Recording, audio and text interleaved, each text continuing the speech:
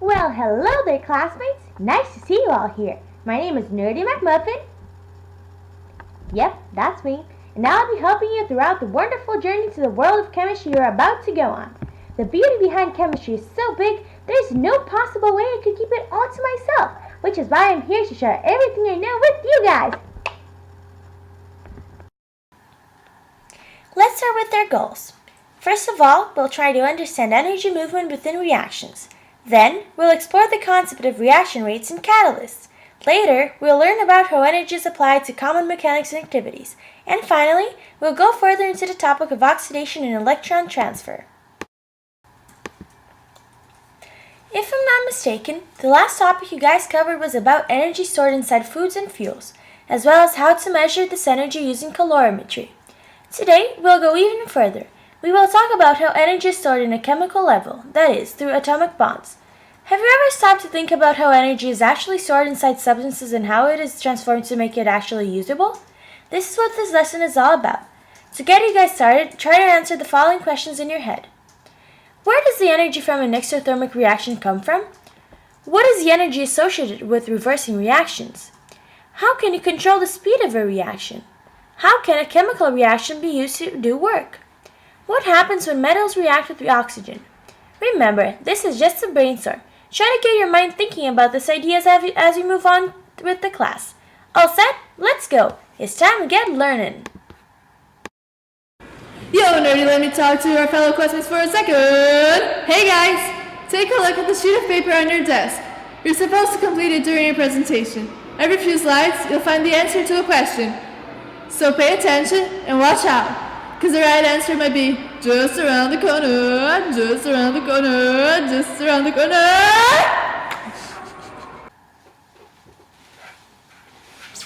Ready, guys? I'll be right with you. Let me just finish up setting these things for our demonstration. Here you go. All set. And the first topics we'll cover are, let me check. Oh yes, the formation and destruction of bonds, endothermic and exothermic reactions, types of energy, and reversing reactions. Whoa, these sure are some real cool topics. Hop aboard and let's get chemistry. Alright then, let's start with lesson 11, bond energy. As we all know, atoms bond to create chemical compounds and are rearranged for the creation of different compounds. For this to happen, bonds must be broken, which requires energy. When new bonds are formed, on the other hand, energy is released. Also, energy is also always conserved. It is neither created or destroyed.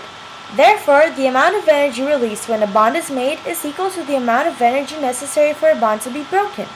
In a combustion reaction, energy is required to break bonds in reactants and is released when bonds are created in the products. Additionally, we can also look at the net energy release as heat and light. Bond energy is a term used to describe the energy needed to break a specific bond. This is a measure of bond strength, and it varies, so is reported as averages. It is measured in kiloliters by mole. In the following table, you may observe the bond energy stored in a few bonds as examples. The energy in an entire chemical reaction involves two parts, that is, bond breaking and bond making. In order to find the net energy exchange, or the sum of the energy input and output, we start by calculating the energy needed to break bonds and the energy released to form bonds. The second part will always be a negative number since energy is actually leaving. In exothermic reactions, more energy leaves than comes in, and the final number will be negative, indicating energy loss.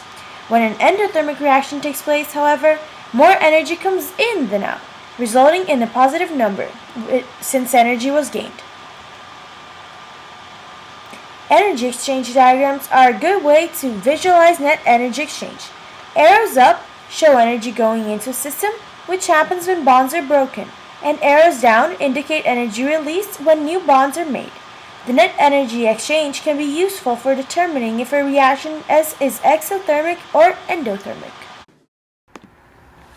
Got that? No? Too bad. Moving on. Just kidding. I'm sure you all understood it pretty clearly. Now we're going to show you the process of water electrolysis. During this process, water is broken down to hydrogen and oxygen. It's a reverse reaction to the formation of water. And this is what we will explain next, reversing reactions. So pay attention, folks! The materials we will use for this experiment are a battery, 2 pieces of electrical wire with alligator clips at each end, 2 small hoses, a beaker full of distilled water, 2 test tubes, and salt. Procedure. First, put the 2 test tubes in the beaker filled with distilled water in a way that test tubes are upside down over the beaker. Put 1 piece of the electrical wire inside each test tube. Be careful so that the test tubes are always upside down inside the beaker. Using the hoses, which you need to strategically put 1 inside each test tube, suck out the oxygen inside the test tube so that they will be filled to the top with water. Take off the hoses. Connect the electrical wires to the battery and turn it on. Observe what happens. To increase the rate of reaction, we added a spoon of salt to the distilled water in the beaker.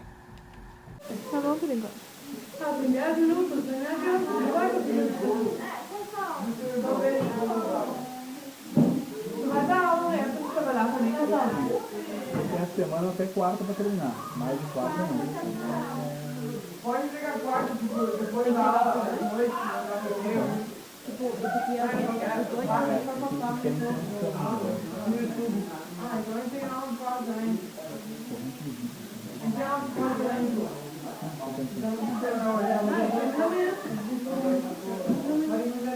Ah!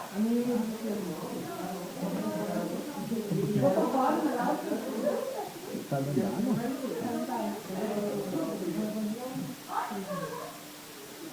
Os outros fora, como?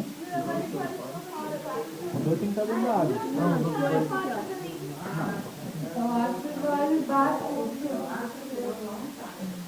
Era só isso mesmo, tem certeza? É que não tem procedure nem nada. Não, é o que tá mostrando. É que tem uma reaction, sendo mostrado uma foto. Deixa eu só ver aqui. O que é pra acontecer? Separar o hydrogen e o oxygen.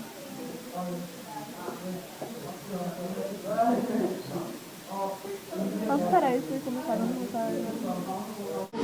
So we added a spoon of salt to see if it would speed up the reaction, and it actually did. Here at the right side of the beaker you can see bubbles are forming. Yeah, it's not quite visible being filmed, but they are there. There you saw a bubble. One more. And this beaker here, it contains oxygen. It has a higher concentration of oxygen in the top. And oxygen molecules are bigger than hydrogen molecules. That's why the concentration on the top of the test tube is more visible. In this other test tube, we have oxygen. We have a very small concentration of oxygen on top. Conclusion. At the negative electrode, cathode, there is a negative charge created by the battery. There is an electrical pressure to push electrons into the water. At the positive electrode, anode, there is a positive charge, so that side wants to absorb electrons.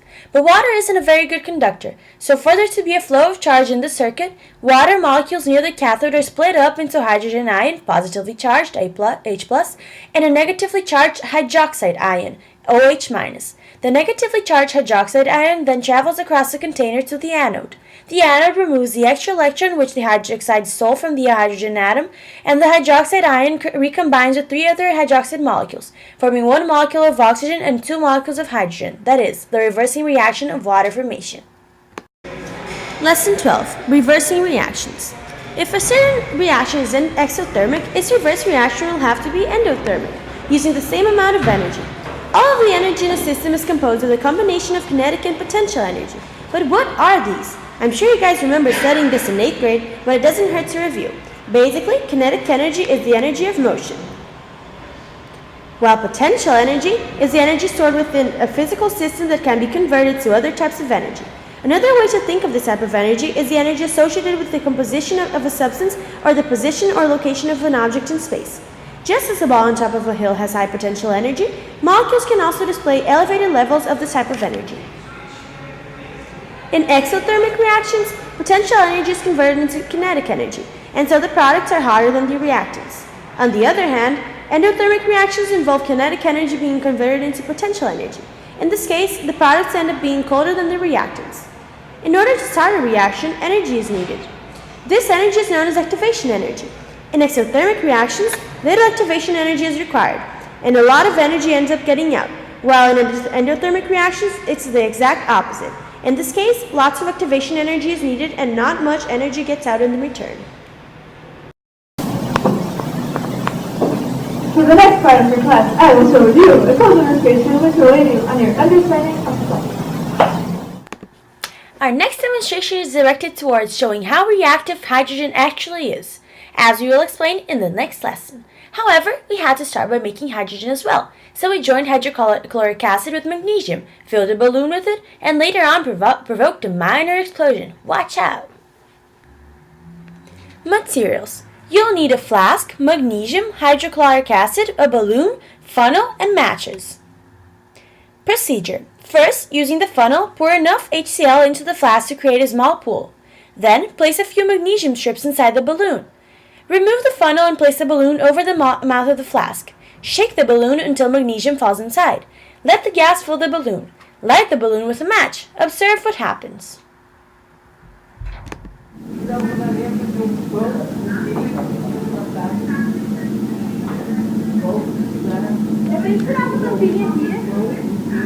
Dentro da capela. Uma tampa.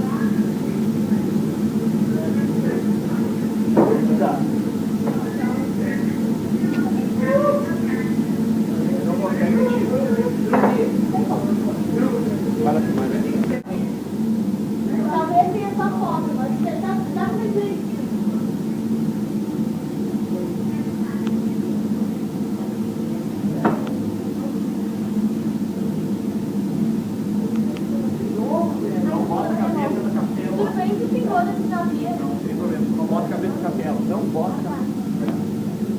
Ô, Gabriel. Tudo bem.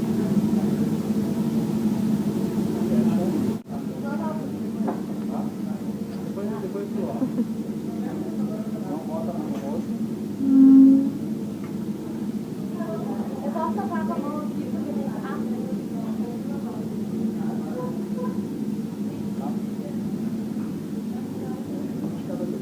Não bota a mão no rosto, tá?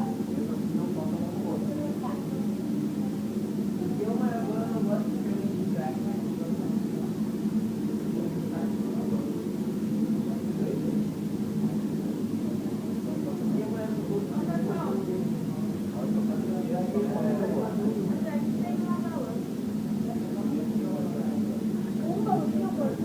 Não bota muito porque não vai dar sentido. Até 2, 3 vezes. Pauline, tenta fazer meio de lado pra aparecer. Sabe que te mexe? Aqui tava tão bom aqui.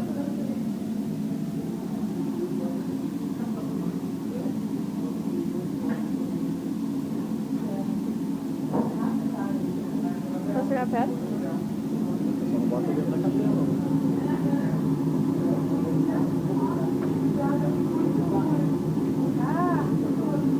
Ele cai, não precisa jogar lá dentro, só mexe um pouquinho e cai.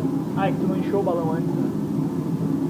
Quer que eu Não, faça não, esse não, balão? não, eu acho que eu tô Outro, não esse. Outro Tem mais depois. um.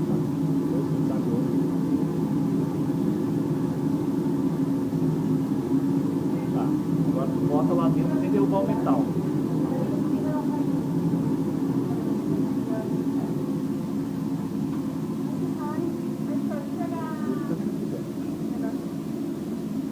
Você já sabe muito. Tá?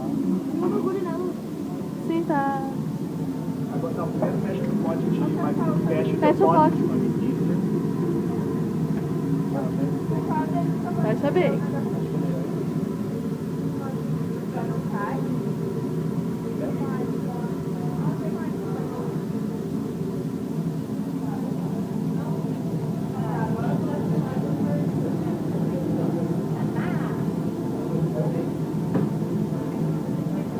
Agora a gente vai botar fogo.